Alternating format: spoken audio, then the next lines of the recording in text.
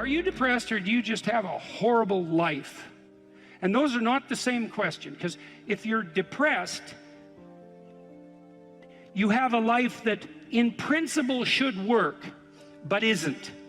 And so you come and say, look, I've got a lot of things going for me. You know, I've got a good job, I've got a good family, my wife loves me, but man, I'm miserable all the time. It's like, okay, well, let's delve into that a bit more deeply. But that kind of sounds like depression. But then you might come and say, well, I'm miserable, I'm suffering, I don't even want to be alive. And then I might ask, well, do you have an intimate partner? Well, no, not really. And I have had a history of catastrophic relationships. Do you have any friends? Well, you know, I have this one person I phone like once every month or so. But other than that, no, I don't really see anyone. Well, do you have any close family? No, my family's pretty fractured. I don't get along with my mom and dad. I don't see my sisters or my siblings much. It's like, well, how about a job? Or how about a career, or failing that, a job? It's like, well, I've always kind of been underemployed, and I just lost my job, and you know, that's not going very well, and so on. You can walk through someone's life, and you can find out if they're reasonably embedded in a hierarchy of social institutions. And if the answer is no, no intimate partner, no family, no children, no friends, no job, no career, no educational pathway, no engagement in civic responsibility, let's say, no church attendance, no spiritual life, no routine. It's like, well, you're not depressed, you just have a horrible life. Multidimensionally. Like, it's no wonder you're depressed. There's nothing in your life that is working. But it's interesting, because that's not exactly a diagnosis at the level of the individual. It's a diagnosis in relationship to the relationship between the individual and this structure of containing social institutions. If you don't have an intimate partner, and you don't have a family, and you don't have any friends, and you don't have a career or a job or any civic involvement, or any involvement, let's say, with religious institutions, and you don't have any creative striving, all you've got left is pain. And so that's what you have. And so here's a different way of thinking about sanity. Sanity isn't being well constituted as an atomized individual. Sanity is what makes itself manifest if you're properly situated in a hierarchy of social order. To be well constituted, you have to be a harmonious player in a multidimensional symphony, in some real sense, of social interaction. It's very hard to stay on the straight and narrow without a partner who doesn't share your blind spots, correcting you constantly. You know, now that's annoying. There's a tussling about it, right? There's a fractious and adversarial element to that, because if you're married, you don't see eye to eye, and thank God for that, because sometimes in your foolish insistence on being right, you're wrong, and wrong in a way that'll take you out. And so you better have a partner who doesn't think the same way you do. And fortunately, if you have a partner, you have a partner who doesn't think the same way you do. And so if you can get the dialogue flowing, then that's a mutually corrective mechanism.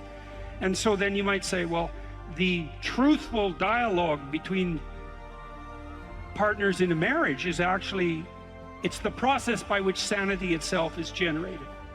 And I mean technically, it's like you're too complex to regulate yourself, period.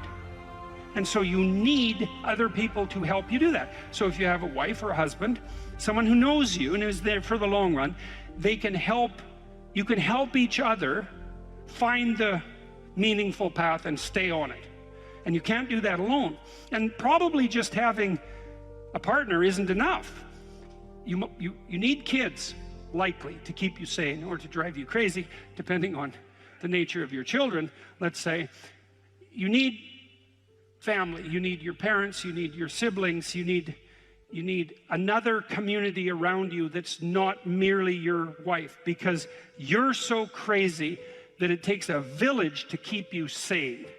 And so, and then surrounding that more intimate web of kinship, you need friends. And friends keep you sane. Well, how? Well, you have to act in a manner that makes them want to be around you to have friends. And that means that to maintain your friendships, you have to be saner than you really are, right? They have to be able to enjoy their time with you.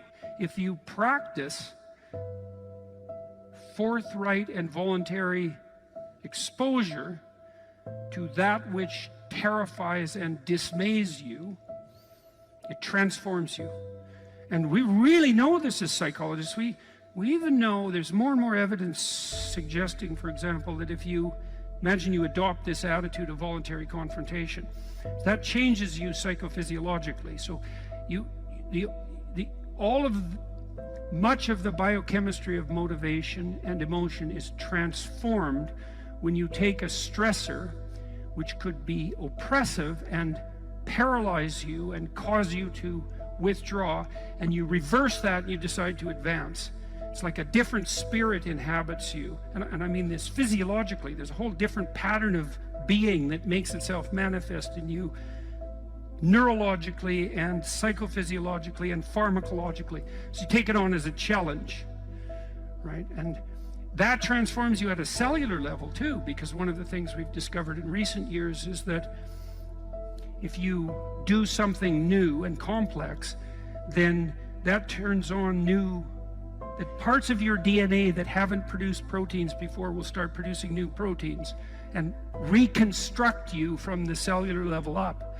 So it's a deep transformation, and we have no idea how deep. And again, you could ask yourself, if you didn't withdraw in fear from anything from everything that life threw at you, who could you become? And I would say that's the central religious question in some real deep sense. You know, are more things thrown at us than we can manage? Well, that's a tricky question, because pretty dreadful things are thrown our way. And you might say, well, that's just presents an insuperable barrier to progress. That's not very helpful, because you're alive, here you are, you got these problems to contend with, and if it's an impossible task, then how could you be anything but hopeless and desperate? But then you think, well, wait a second, how would things transform if I took this on as a voluntary adventure, you know, regardless of its scope? And the scope would include unjust suffering, death, and hell.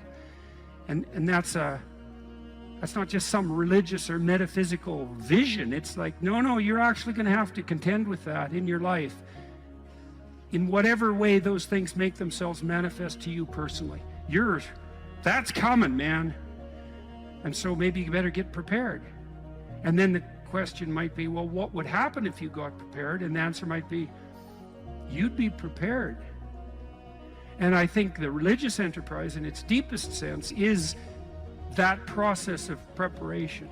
And you know, you might want to even push that a bit farther. You might say, well, not only do you want to get prepared for what's coming your way, but you want to be so prepared that when it comes your way, that it doesn't make you bitter and resentful and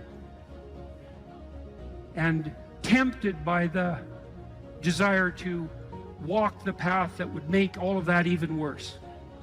And so you might say, well, if you could really face up to what you need to face up to, not only could you turn yourself into someone that could bear the catastrophe of life and exposure to hell, but maybe you could turn yourself into someone who would still do good even while facing those things. And that's a pretty noble goal.